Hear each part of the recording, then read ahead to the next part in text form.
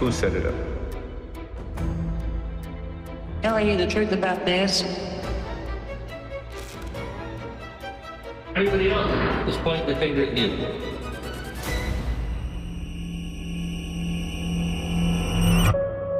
The idea of a hitman is a long-time trope of the movies. You've got John Cusack in Grosse Pointe Blank. You've got the guys from Pulp Fiction, dressed in black, the narrow ties. Even more recently, Michael Fassbender is the killer. In this case, it was more like Fargo. This was amateur hour. I felt that this was a story that should be told. And 25 years later, it's just being told again. The case had a number of twists and turns. There was a business card attached to his head. They create a homemade silencer with an empty soda bottle. Who does that? And when you hear what they did it for, what the price was, you scratch your head. Did she set this up? Ben Franklin said 3 people can keep a secret if 2 of them are dead. In this case, 3 people couldn't keep a secret. One of those bullets had the victim's name on it. I mean, we're all asking the same questions.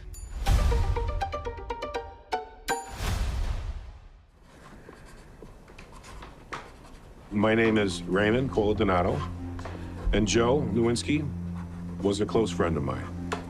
He was a big brother to me. Anybody who knew Joe would call him Loose. It would be a deep Loose. He was a fun guy to be around and always cracking jokes, having a good time. Joe didn't have any children. He liked partying. His dad did have a landscape business. Joe did landscaping also, but he had other ways to make money, buying and selling cars, repairing other people's cars, and in the wintertime, Joe was snowplower. The night of December 14th, I came home from work. I received the phone call at 6:36 or 6:37 p.m. Joe's dad, Mr. Nowinski, was on the other side of that line. He said, Joe didn't show up to do any of his snow plowing. We don't know where he is, and we can't get into the shop because it's locked and you only have the key. Joe's place was mainly a structure of many garages. That's where he ran the business. But above the 2 that were in the front were a studio apartment.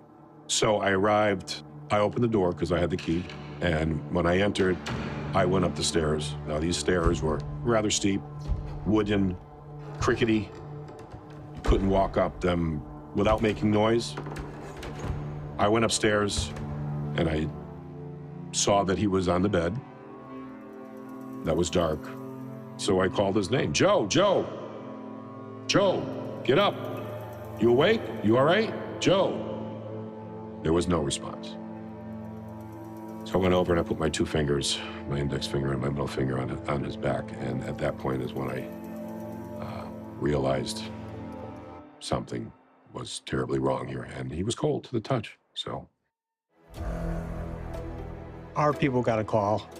The officers took a look at the scene, found Joe Nowinski face down in his bed, bleeding from the area of his ear, and apparently deceased. When we entered the crime scene, it was in disarray. They didn't find any sign of forced entry. Clothes strewn about, etc.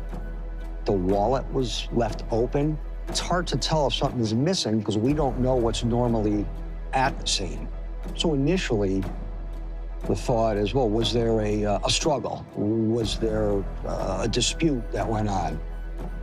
However, the body tells a different story. Joe was laying in bed, partially undressed and covered by a blanket, suggesting that at the time he was probably asleep. About midnight was the approximate time of death.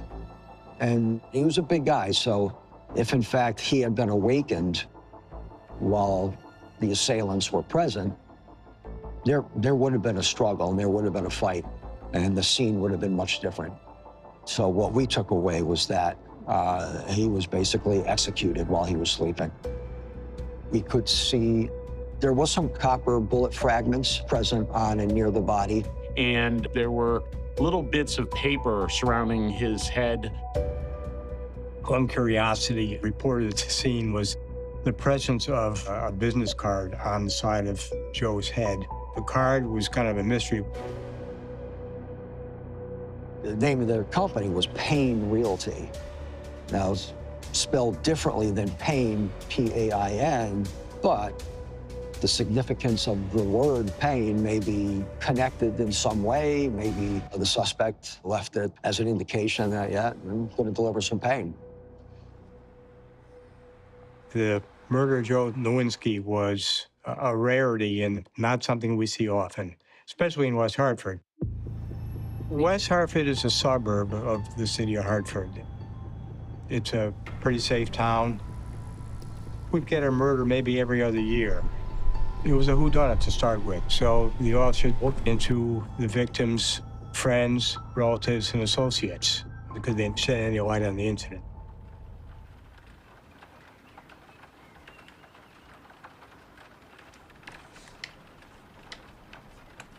I met Joe like 56 years ago. He was 14, I was 10. You know, where they riding bikes, playing basketball. We're always at one another's house. As we got a little older, probably around 12, 13 years old, we dated for pretty much 6 years, on and off, and then we got married a year after high school. I was 19. Joey was, what, 22, 23 when we got married? That's our wedding photo. He was just really caring and made me feel, you know, that he was just the one that I thought I was going to spend the rest of my life. Then we talked about having a family and having kids and things like that. It just got to the point later on, I guess we kind of just like grew apart. We were divorced. We were married pretty much probably about almost 3 years, 3.5 years.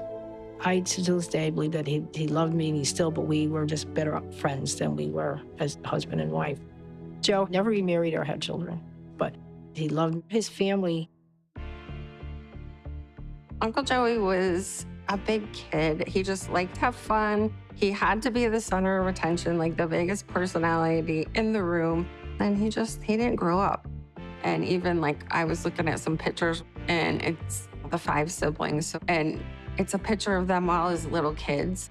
And he's standing behind them, like making a pose. And that's so him, even as a kid. Joe is my uncle. He was definitely the fun uncle. He was the guy with the loud car, boats, motorcycles. One of the things I think about the most when I think about him is my grandmother yelling at him for driving too fast because you could usually hear him coming up the street. When we were crazy kids growing up, his true passion was cars. Had to have a high-performance motor, had to have the loud exhaust. My brother Steve owned a car that he used to drag race. We did a lot of things. A lot of boating, a lot of amusement parks, a lot of racing, a lot of demolition derbies. That's one. And used to go blue fishing. Oh my God. You know how you know Joe was on the boat? Big Blue, yeah, Big Blue. He'd be yelling, oh my God, he cleared the boat out, right? Just so you can get his side of the boat. Yeah, big mouth. Big, large mouth. He had to be noticed, and he was. I think Uncle Joey lived his life to the fullest. Every time I think Uncle Joey, if I just remember back to when I was little, it's always fun things that I remember. I just remember happiness and love. And that's all I want him to be remembered. It breaks my heart that most people only know him as a murder victim. When they found Joe that he was dead, they said he was shot. I didn't want to know because I didn't want to remember him that last time I saw him. I wanted to remember how I knew him before, not to seeing him with a bullet in his head and laying in his bed. I didn't want that. I want to remember him like you see him in there with that smile, his gold chain. He's loved. He's still loved. After his murder, there was lots of questions, why? Didn't know if there was somebody trying to get revenge on him. Were they going to try to hurt someone else in the family? A lot of us all went into hiding at that point. We kind of stayed home, and my mother said, Raymond, watch your back because you have no idea who or what or when it might be coming for you or anybody else. The investigators really were at a loss for what this might have been. They obviously go speak to various people to try to find out if there was any ongoing beefs or anything like that. They also now look into the business card from Payne Real Estate and, whether that had any role. We did connect with the owner of the company, and he had stated that Joe had wanted to buy some property, and it didn't work out, but he took his business card, and he had nothing to do with it.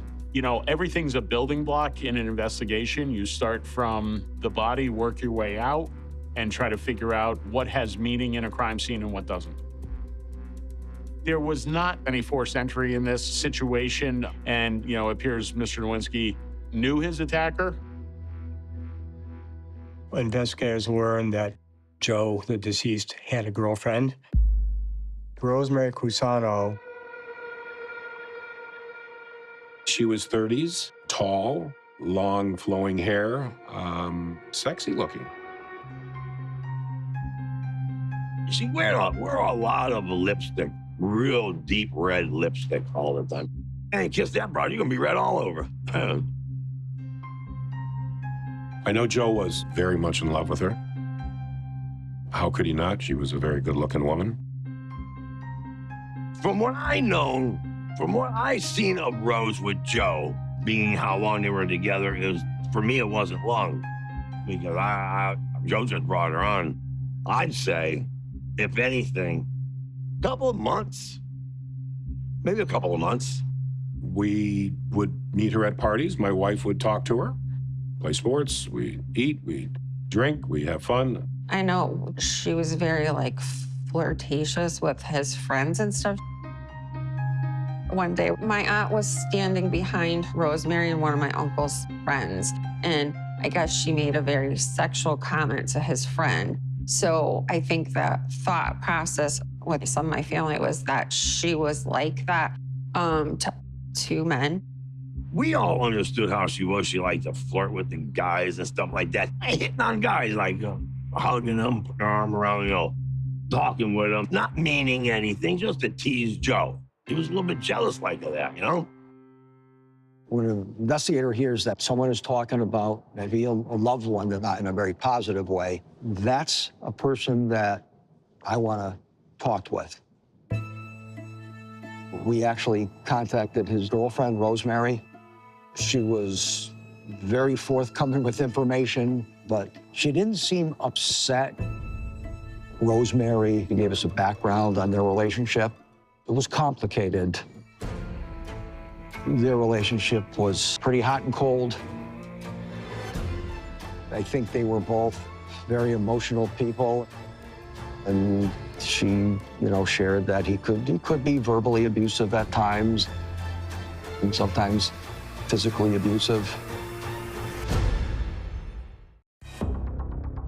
Yeah, I think I do recall hearing that. Joe would sometimes get loud with her for various reasons. There was a time where I was at the shop working, and they were clearly in a shouting match. It clearly elevated. She was hands-on all over him. Yeah, of course, he puts his hands up and tries to get away and, hold her back a little bit. And I stepped in between them and I said, no, this has got to stop, or Joe, this has got to stop, or I'm leaving. I don't know what it was pertaining to, but it was a time that I was very uncomfortable, and they knew it. It slowed down at that point. They did stop the bickering, and we'll leave it at that. This piques our interest. We want to try to confirm, and there was another friend of the victim telling us that Joe treated Rosemary very bad.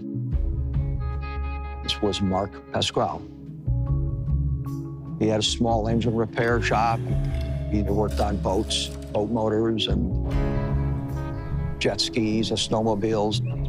I don't think particularly prosperous. He lived in his parents' house in the basement. Mark Pasquale was someone Joe met up at the lake. Joe was having trouble with his boat. Went over to the marina to see if they could see what was wrong with it, and that's where he met Mark.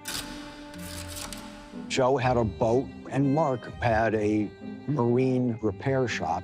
So the friendship was probably more convenient for Joe to get some free work done on his boat. He's a weird-looking guy. He's a pretty short man. His hair's really, really curly, kind of all over the place. He's not the most attractive being. Mark, I call him crazy eyes, huh? He did have one wandering eye. Joe, I said, Joe, man, this guy ain't for you, man. What are you hanging with him for? Well, you got the marina, get my boat fixed for nothing, Steve. You take care of me. I said, I don't know, Joe. I don't know, Joe. That guy ain't too slick. We were talking to him, and Mark admitted that he knew Rosemary and Joe. Mark said he treated her violently, and perhaps there was some fear of that. We delved a little further with Rosemary about Joe. It turns out Rosemary was the last person to actually have eyes on, see him alive.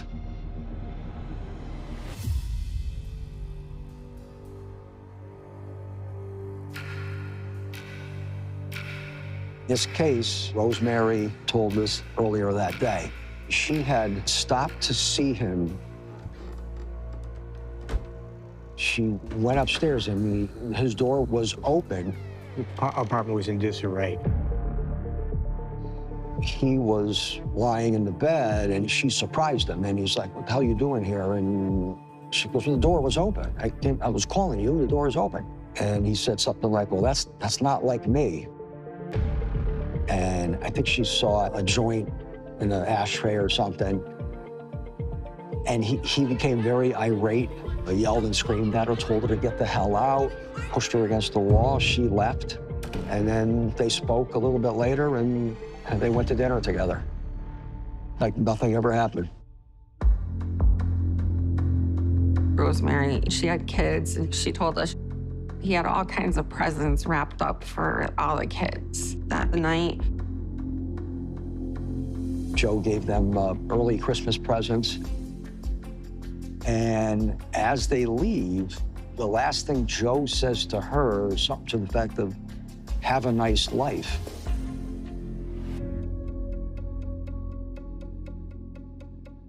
I think he realized that he and Rosemary had come to the end. He gave those presents to the boys 2 weeks before Christmas. Maybe Joe had decided that he was done with Rosemary. Was there some motive here? It wouldn't be abnormal for her to have access to his apartment. When they had this information, their first thoughts were, did Rosemary kill Joe?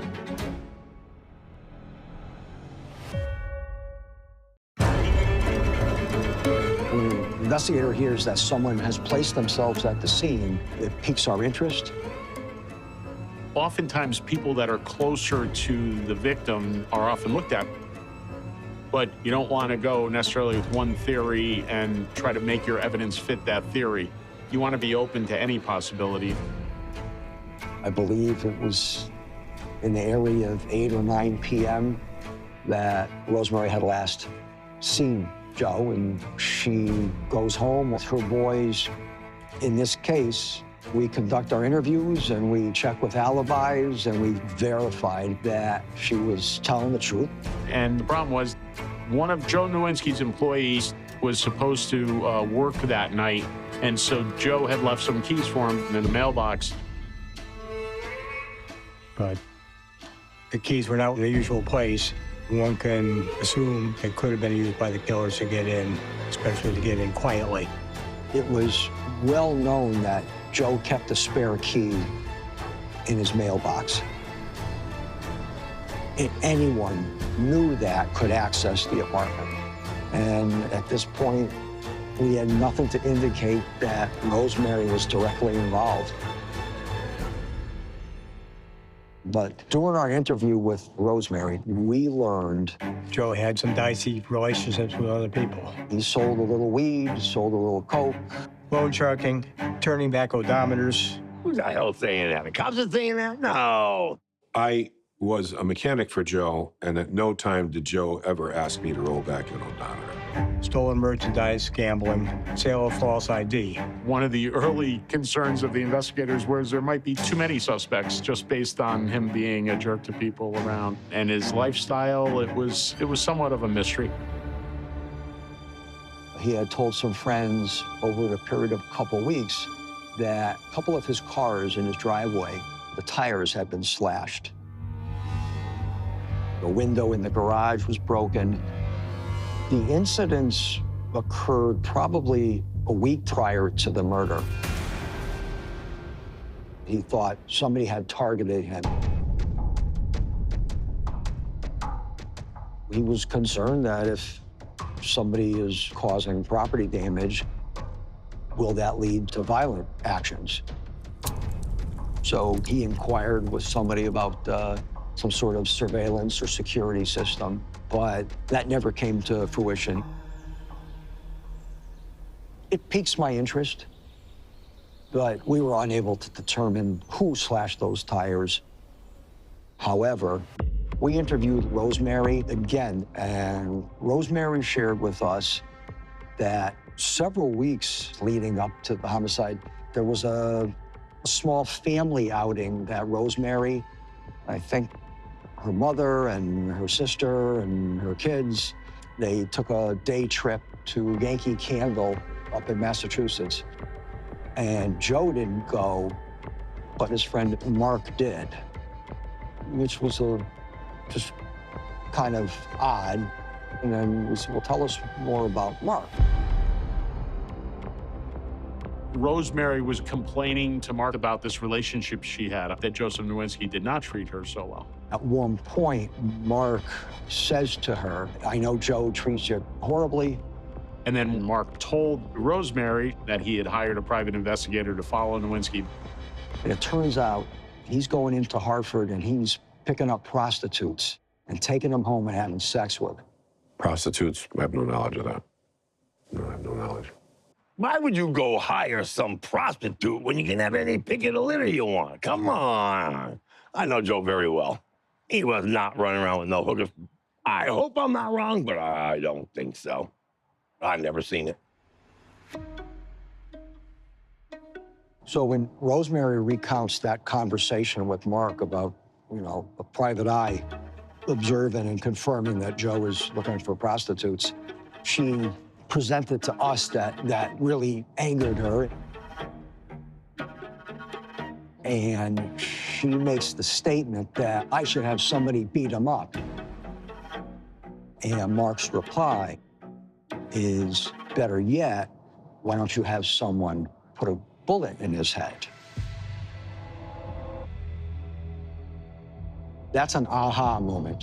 And that's pretty close to what happened. So it was a statement of some significance to us. In all the conversation that Joe thought somebody was out to get him, not in the slightest did he ever inform anyone that he thought Mark was that person.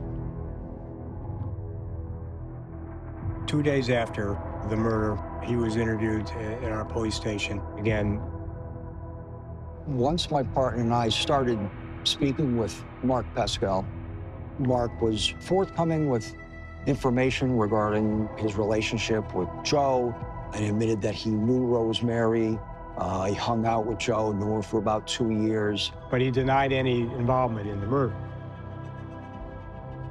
And his alibi, which, if you could call it that, was that he was working and he went home and watched TV, and it's not a rock solid alibi.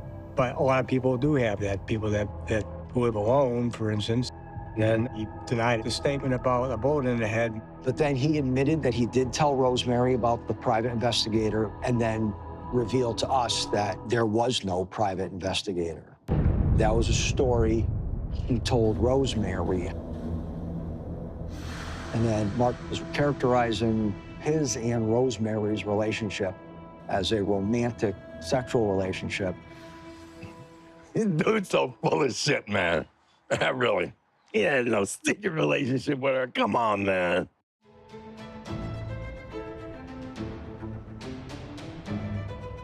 In addition to that trip in Massachusetts, in November, he and Rosemary went away for a weekend up in Maine. And they had sex. And I went to Mars recently, and I got some popcorn, and I watched a good movie. You won't believe that one, will you?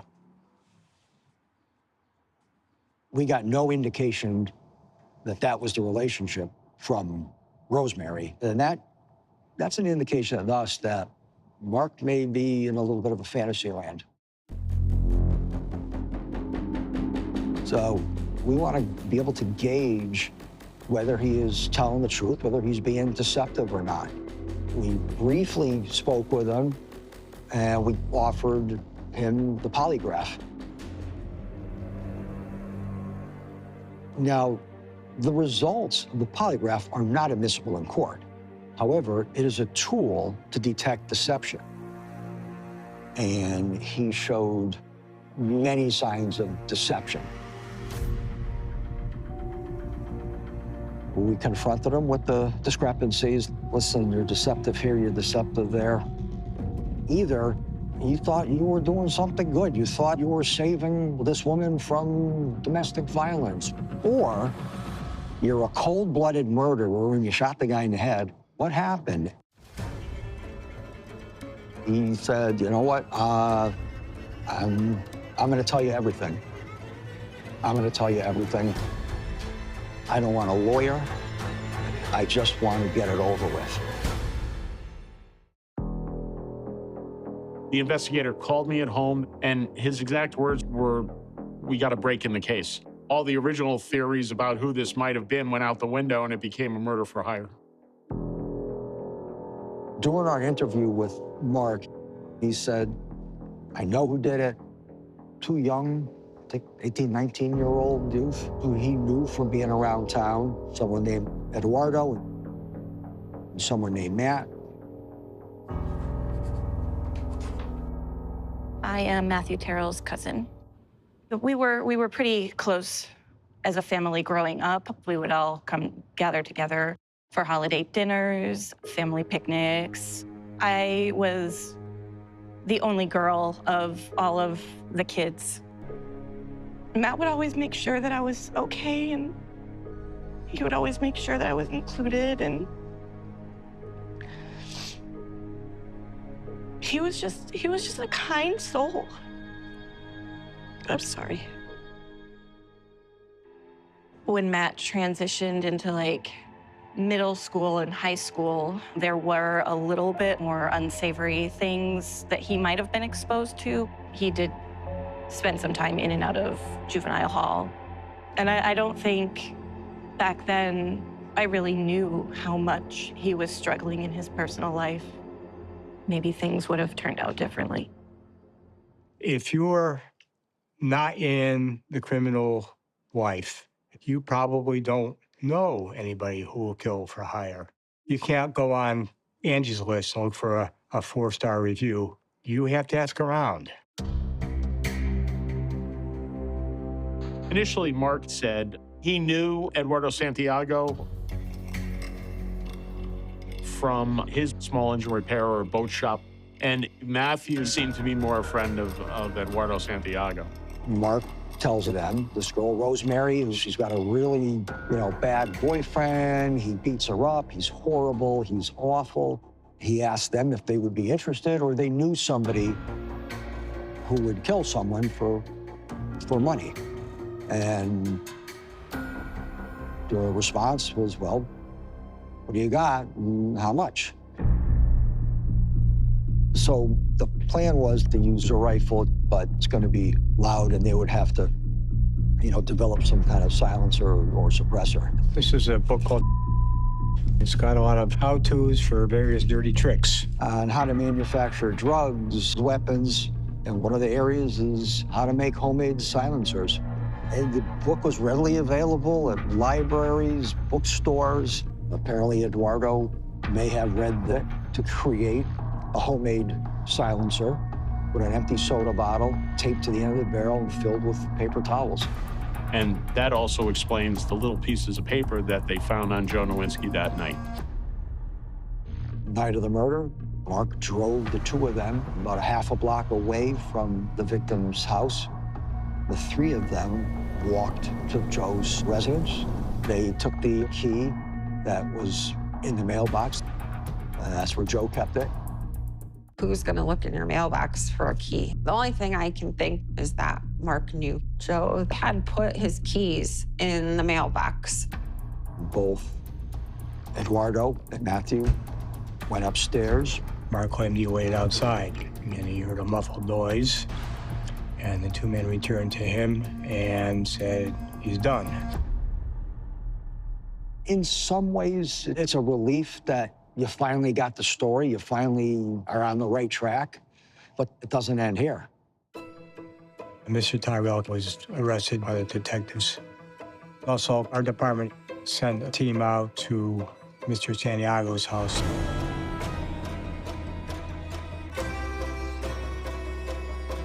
And found him asleep in bed. In one of the bedrooms, they found a .223 rifle, which matched the type of firearm that was used in the killing of Joe. They also found additional rounds in Eduardo's house. Eduardo admitted to being at the scene. The business card turned out as more when they went through his wallet, the card fell out and fell onto him. And then he claimed that it was Matthew who shot Joe. Matt pointed the finger at him. He pointed the finger at Matt. However, Eduardo's palm prints were lifted off of the murder weapon. But there's also a lot more evidence related to the crime. We got the call from the lab. My investigator told me they had found markings on some of the projectiles and casings, and it was something I had never seen before. He goes, somebody etched a name in one of the bullets. Well, what's the name? J-O-E. So one of those bullets had the victim's name on it. Our belief is that Eduardo Santiago had carved Joe's name on these rounds. He not only carved it on the cartridge, which is fairly large, but he had actually carved Joe on a round that was about that big. It's a Hollywood idea of having a bullet with someone's name on it, but in this case, Eduardo Santiago made it very literal. Just shows how twisted these people are. Like, no nice kid is gonna go do something like this. And when you hear what they did it for, what the price was, you scratch your head. Mark, we asked him, well, how much? What was the payment? What was, how much? And he said, well, they didn't want cash because they were interested in a snowmobile I had in my garage. And they pointed to one he had, and he told them, but it needs transmission. He goes, oh, we'll take it. That's what it comes down to, a broken snowmobile. We were all taken back that somebody could kill for a broken down snowmobile. And that's all they kept saying was a snowmobile, a broken down snowmobile. I'm like, what? There's a lot of questions I don't understand. Doesn't add up, Mark and Joe. If they were friends, friends help friends. Friends don't kill friends. Or was there something else that was causing this? So you would think the link is Rosemary. Many murder-for-hire plots start with a spouse, a girlfriend, a boyfriend. Did Rosemary set this up? What are your feelings about Rosemary?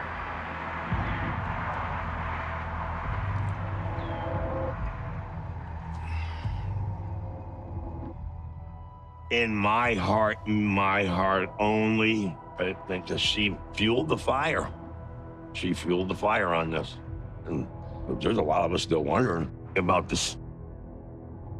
If Joe and Rosemary were really going through hard times, wouldn't it have been just easier to wait it out for Mark? If Ro and Joe were going to separate, then Mark would eventually have Ro anyhow? Just doesn't make sense.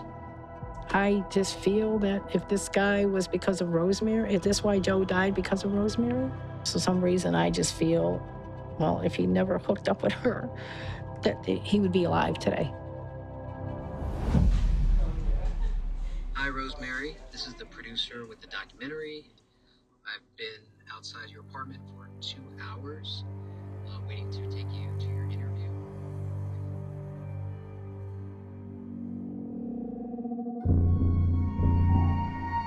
So we had dealings with Rosemary Casano when she spoke to us at the state's attorney's office, very much in love with Joe. Who could be gruff and verbally abusive, but a nice guy. She said he's a nice guy. I don't know that there was any outward signs of domestic violence, but the way Mark perceived their relationship was a lot different than what Rosemary described their relationship as. He felt he was Rosemary's savior. Mark thought that he and Rosemary were going to have a life together. That if Joe was out of the picture, he and Rosemary could go off into the sunset. Mark almost became proud of what he had done, because at the end of that interview, he said, "Can I call Rosemary to tell her that he had set this whole thing up?" Because he wanted to be the hero himself to Rosemary. They thought that very strange. It was almost like an honorable thing for him to have done, or would be seen as such in Rosemary's eyes. Rosemary subsequently cleared of any suspicion.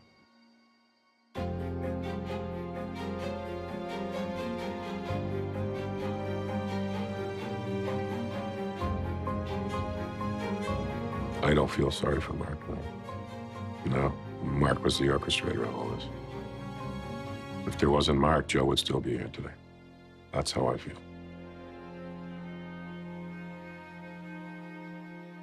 Mr. Santiago elected to go to trial. He was nothing but arrogant every time we ever saw him. He just had this smirk on his face. Oh my God.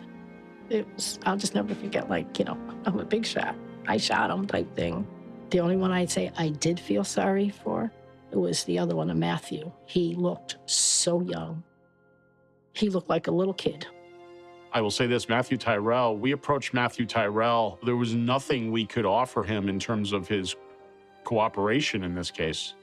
And I just assumed when we brought him in, he was going to look at me and say, "Thanks, but no thanks. I'm just going to go serve my sentence." He looked at me, thought for a moment, and then said, "You know what? I'll testify. It's the right thing to do for the family."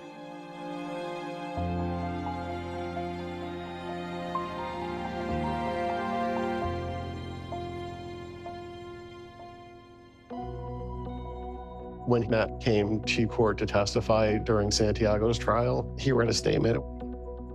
He was sorry for what he did, that he should have stopped it. He apologized to our entire family, to his family, and he was sobbing almost uncontrollably. The fact that Matt cooperated with the police, it tells me that he is the kid that I grew up with. And deep down in his heart, he's not this person. I know most of us in my family think he got a bad deal. There's days I wonder if he really deserves to spend the rest of his life in prison. Past 25 years, it's still hard for our family. My oldest brother, every year, never lets me forget. He just called me and says, "Remember, well, today is the day our brother got taken from us." My brother Rick, he loved Joe. He did a lot. My brother loved him. I feel bad, man. He never forgets. He tells me every year. Never forgets. 25 years I've been hearing it every year. What's that tell you? Joe was loved. That was just was different. That he was here, and you were interviewing him, and he loved him. Joe was the nucleus. Joe held people together. And if you were here today, he would have held the group together.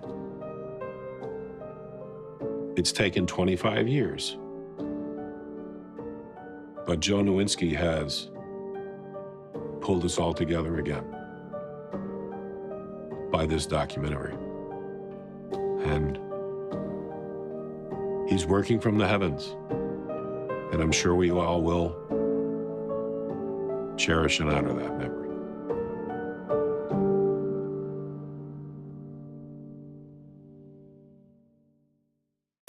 A lot of stuff can be hush-hush sometimes in a small town. I've never heard of a murder-for-hire case, especially out of Clay County, Kentucky. It was somebody with a vendetta. He was very short. He had no teeth. Not attractive at all. The witch doctor, that was the name that he went by.